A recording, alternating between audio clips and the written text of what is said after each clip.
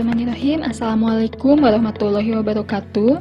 Alhamdulillah hari ini kita kembali bertemu pada pembelajaran jarak jauh mata pelajaran Bahasa Indonesia. Setelah 2 minggu yang lalu, kita telah melaksanakan ujian tengah semester dengan materi teks laporan hasil observasi dan teks eksposisi. Tentunya hari ini kalian akan memasuki bab baru. Nah, berbeda dengan materi sebelumnya, kalau materi sebelumnya kita lebih fokus ke kebahasan atau lebih yang bersifat baku seperti laporan hasil observasi dan eksposisi. Nah, untuk materi hari ini kita akan lebih masuk ke ranah sastra. Nah, apakah itu? Hari ini kita akan membahas tentang teks anekdot. Pada pertemuan minggu lalu kita belum memasuki pada teori, tapi saya menampilkan terlebih dahulu ya salah satu video yang kalian telah simak. Itu merupakan video yang diperankan oleh kakak kelas kalian pada tahun kemarin, yaitu mengenai teks anekdot. Setelah kalian menonton video tersebut, saya bertanya, apa yang kalian pahami tentang teks anekdot yang telah kalian tonton pada video tersebut. Lalu jawabannya pun bermacam-macam. Ada yang ke pengertian teks anekdot, lalu ada juga yang lebih ke isi dari video tersebut, makna tersiratnya. Dari jawaban-jawaban kalian itu tentu menunjukkan bahwa kalian sudah mulai paham atau mengerti apa itu teks anekdot. Nah, untuk hari ini kita akan bahas teorinya untuk lebih jelas. Nah, apa saja yang akan dibahas pada hari ini? Yang pertama ada pengertian teks anekdot, lalu yang kedua ada struktur isi teks anekdot, dan yang ketiga ada perbedaan anekdot dan humor. Nah, apa itu teks anekdot? Kalian sudah pada tahu ya, kemarin kalian sudah menjawab pada kolom komentar di Google Classroom bahwa ada yang menjawab kalau teks anekdot itu adalah sebuah kisah lucu yang bersifat kritikan untuk mengkritik. Lalu teks anekdot itu suatu teks yang berisi cerita lucu untuk mengkritik suatu tokoh masyarakat yang bersifat membangun dan lain-lain. Nah, jadi apa itu teks anekdot? Teks anekdot adalah suatu teks yang berisi cerita lucu yang digunakan untuk menyampaikan kritik, tetapi tidak dengan cara yang kasar dan menyakiti, ya. Jadi jawaban kalian pada minggu kemarin tepat. Hanya saja penyampaian kalimatnya yang berbeda ya. Nah, lalu teks anekdot biasanya mengangkat cerita tentang orang penting atau tokoh masyarakat berdasarkan kejadian yang sebenarnya.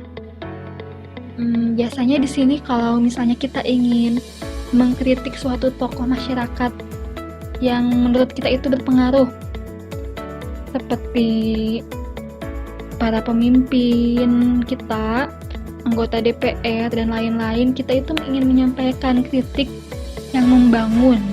Tapi kita tidak bisa menyampaikannya itu secara langsung. Kita bisa menyampaikannya itu lewat teks anekdot. Nah, disinilah kemampuan sastra kita diasah lewat cerita teks anekdot ini. Seperti yang telah kalian lihat pada video minggu kemarin, seperti itu ya. Jadi seperti sindiran, tapi yang berisi kritikan.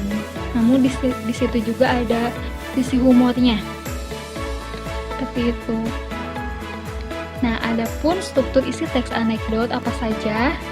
Yang pertama ada abstraksi, lalu yang kedua ada orientasi, ketiga krisis, lalu ada reaksi, dan ada koda.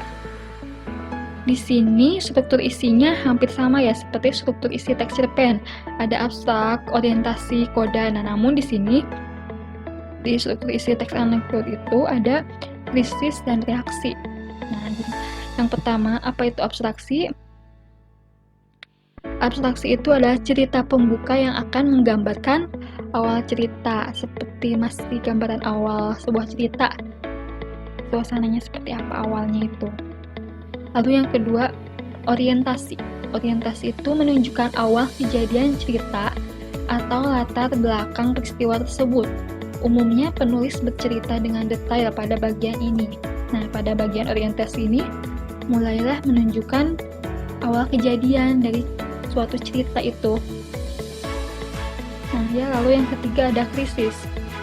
Krisis itu adalah terjadinya hal atau masalah yang unik atau tidak biasa. Krisis dimaknai sebagai alat terjadinya ketidakpuasan atau kejanggalan.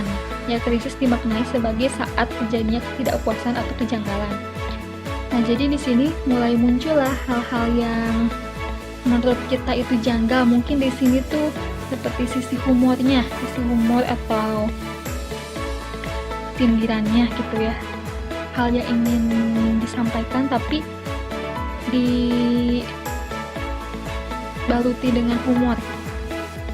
Nah, lalu yang keempat ada reaksi. Nah, reaksi itu cara penulis atau orang yang diceritakan dalam menyelesaikan masalah yang timbul pada bagian krisis.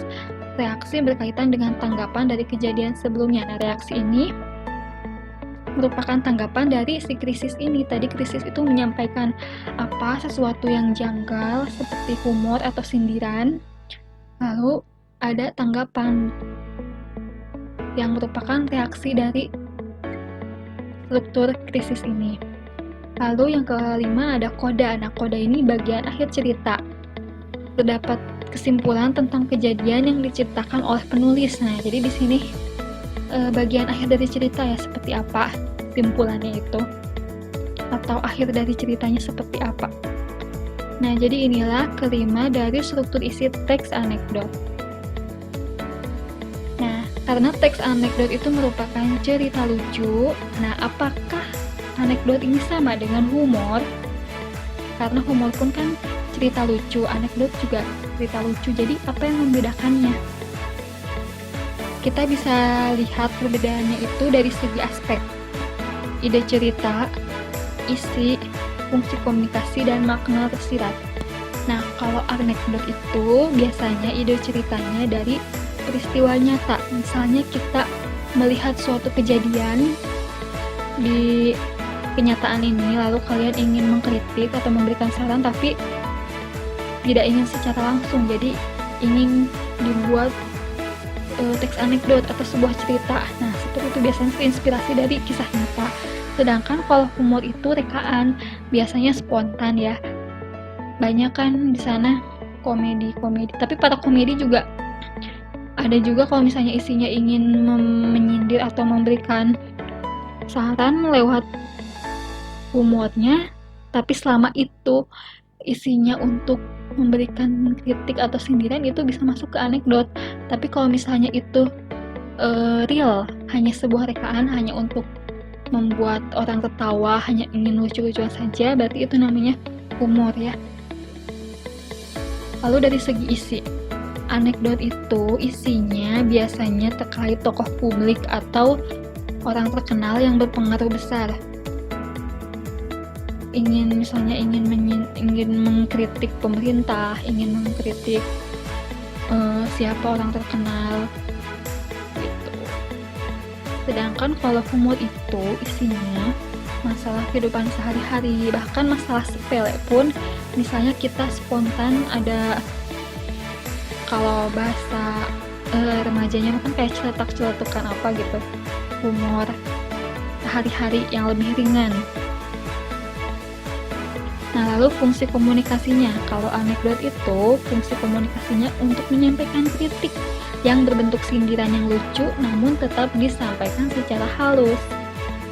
Nah, ini salah satu kelebihan dari anekdot. Kita tuh bisa mengkritik, bisa menyindir, tapi secara halus, karena berupa cerita. Tidak diungkapkan secara langsung, tidak kasar, tidak menyakiti, tapi memang dibaluti dengan humor.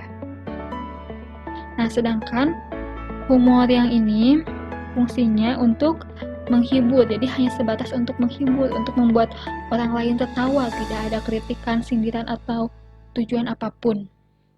Itu humor.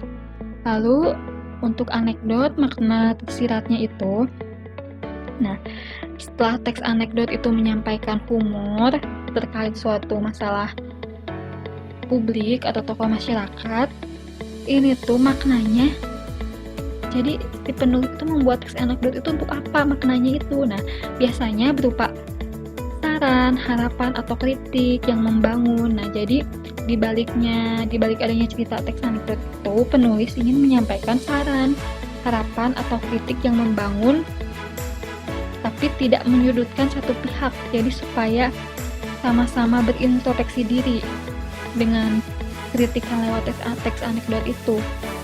Bukan sekedar hanya untuk menyindir dan mengkritik juga ya, tapi ada tujuannya juga. Nah, mengkritik itu ada tujuannya, yaitu untuk membangun dan memperbaiki diri, bukan hanya sekedar untuk menyindir dan menjatuhkan, tapi untuk membangun.